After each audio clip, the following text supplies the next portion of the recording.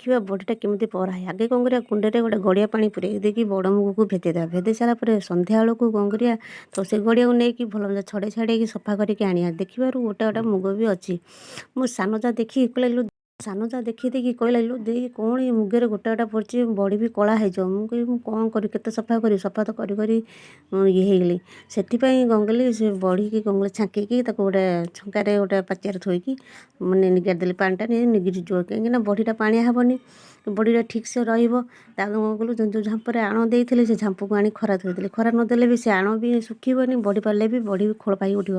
ଆମ ପଡ଼ିଶା ଘର ପାଖରେ, ଆମ ଘର ଆଗରେ ଜଣେ ମେସିନ୍ ପକାଇଥିଲା, ମୁଗ ବଡ଼ି ମେସିନ୍। ମୁଁ ସେଇଠିକି ଗଲି, ସେଇଠି ଗଲାକୁ ଦୁଇ ଜଣ ଲୋକ ବି ଅଛନ୍ତି। ସେଠି ବି ଡେରି ହେଲା, କାହିଁକିନା ଏଠି କାଉଁଳିଆ ପାଗ ବି ହେଉଛି। କିନ୍ତୁ ବଡ଼ିଟା ଖରା ହେଲେ ବଡ଼ିଟା ଶୁଖିବ। ମୁଁ ଶୀଘ୍ର ବାଟିକି ନେଇକି ଗଲେ ବଡ଼ିଟା ପାରିବି। ବଟା ହେଇସାରିଲା ପରେ ମୁଁ ନେଇକି ଗଲି ଘରକୁ ନେଇ ସାରିଲା ପରେ ମୁଁ ଦୁଇ ଯାଙ୍କୁ, ବଡ଼ ଯାକୁ ସାନ ଯାକୁ ଡାକିଦେଲି। ଡାକିକି ଆଣିଲି। ମୁଁ କ'ଣ କଲି, ଗୋଟେ ଗାଙ୍ଗୁଳାରେ ଫେଣିଲି। ମୁଁ ବଡ଼ ଯା ସାନ ଯା କ'ଣ କଲେ, ବଢ଼ି ପକାଇଲେ। ବଢ଼ି ପକାଇ ସାରିଲା ପରେ, କାହିଁକିନା ଖରା ବି ହେଉନି ଠିକ୍ସେ ନା, କାଉଁଳିଆ ପାଗ ହେଉଛି, କିନ୍ତୁ ଶୀଘ୍ର ଶୀଘ୍ର ବଢ଼ିଟା ପକାଇଦେଲେ ଆମେ ନେଇକି ଖରାରେ ଥୋଇବୁ। ବଢ଼ି ବି ପକାଇବି ସଇଲା। ତାପରେ କ'ଣ କଲୁ, ଆମେ ତ ଆପଣଙ୍କ ଆଡ଼େ ଯଦି ଏମିତି ବଢ଼ି ପରା ହେଉଛି ନ ହେଉଛି ଆମେ ତ ଜାଣିନୁ। ଆମର ଏମିତି, ଆମର ଏପଟେ ବଢ଼ି ପରା ହେଉଛି। ଯଦି ଭଲ ଲାଗୁଥିବ କି ଯଦି ଆଉ କେମିତି କ'ଣ ବଢ଼ି ପରା ହୁଏ, ଆପଣମାନେ କମେଣ୍ଟ କହିପାରିବେ।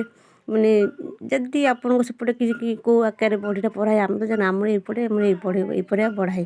ଯଦି ଭଲ ଲାଗୁଥିବ ଭିଡ଼ିଓକୁ କମେଣ୍ଟ କରି କହିବ।